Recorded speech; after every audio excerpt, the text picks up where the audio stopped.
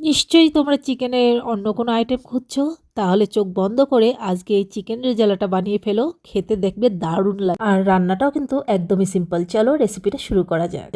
চিকেনটাকে প্রথমে ভালো করে ধুয়ে নিয়ে তারপরে কিন্তু এটার মধ্যে দিয়ে দিচ্ছি গোলমরিচের গুঁড়ো।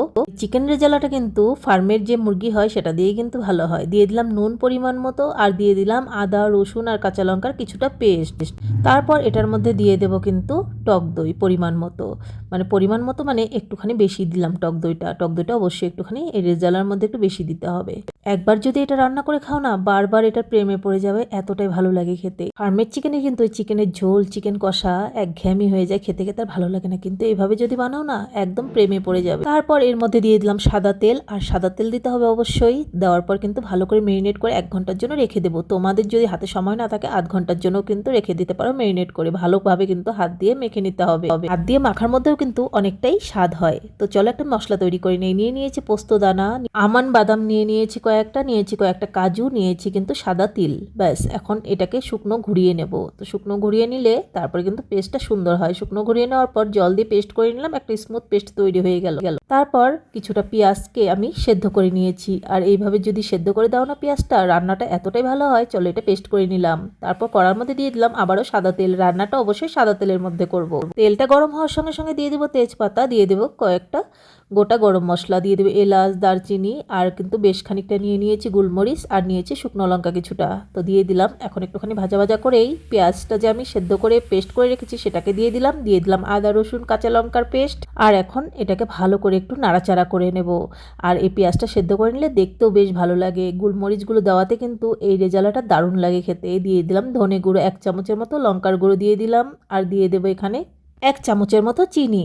আর দেওয়ার পর এখন মশলাটাকে ভালো করে কষে নেব। আর লঙ্কার গুঁড়োটা দেওয়াতে কালারটা কিন্তু সুন্দর এসেছে, আর একটুখানি লঙ্কার গুঁড়ো দিয়ে দেবো, কম হচ্ছিল সেই জন্য। এখন যতটা পারো ভালো করে একটু কষিয়ে নিতে হবে। এই রেজালাটা এতটাই সিম্পল, রান্নাটা দেখেই বুঝতে পারছো। কষাতে কষাতে যখনই দেখবে তেলটা ভেসে উঠেছে, তখনই কিন্তু এর মধ্যে দিয়ে দেবো আমি যে পেস্টটা করে রেখেছিলাম, সেই পেস্টটাকে কিন্তু দিয়ে দিলাম। আর এই পেস্টটা দেওয়ার পরে কিন্তু এখন ভালো করে কষিয়ে নেব।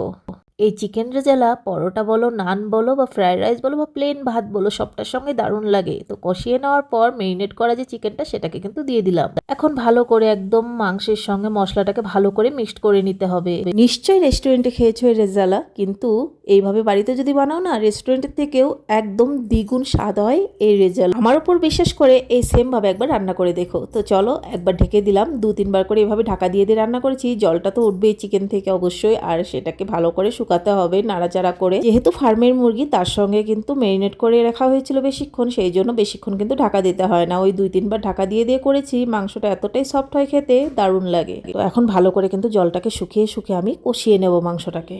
এইভাবে যদি ঘরে চিকেন বানাও, তখন অবশ্যই চিকেনটা কিন্তু একটুখানি বেশি করেই নিও, কারণ কম পড়ে যাবে, এতটাই স্বাদ হয় এই চিকেনটা। আর দেখতেও হয় কিন্তু দারুণ। তো বললামই আমি 2-3 বার করে এভাবে ঢাকা দিয়ে করেছি। তো আমার কিন্তু চিকেনটাও কিন্তু একদম পুরো সফট হয়ে গেছে, আর কিন্তু ভেঙে যে ছোট ছোট হবে গুঁড়ো গুঁড়ো, সেটাও কিন্তু হয়নি। সেই দিকটা অবশ্যই খেয়াল রাখতে হবে। যারা নতুন রাঁধুনি তাদের জন্য তো সুন্দর, একদম একদম সিম্পল, তাড়াতাড়ি করে বানিয়ে নিতে পারবে। তো হয়ে গেছে দেখো কষানো, দিয়ে দিলাম কিন্তু জল। আর জলটা দেওয়ার পর কিন্তু ভালো করে এখন নাড়িয়ে চাড়িয়ে নিব। জলটা ভাবতে পারো যে সাদা সাদা কেন, আসলে মেরিনেট করার গামলাটার মধ্যে জল দিয়েছিলাম, তো সেই জন্য। ভালোভাবে বলক উঠিয়ে যাওয়ার পর রিং রিং করে পেঁয়াজ কেটে রাখা সেটা আমি দিয়ে দিলাম কয়েকটা কাঁচা লঙ্কা। আর কাঁচা লঙ্কাটা দিলে যেটা কাঁচা লঙ্কার ফ্লেভারটা আসে সেটার জন্য কিন্তু ভালো লাগে। তো লাস্টে দিয়ে দিলাম 1 চামচের মতো ঘি।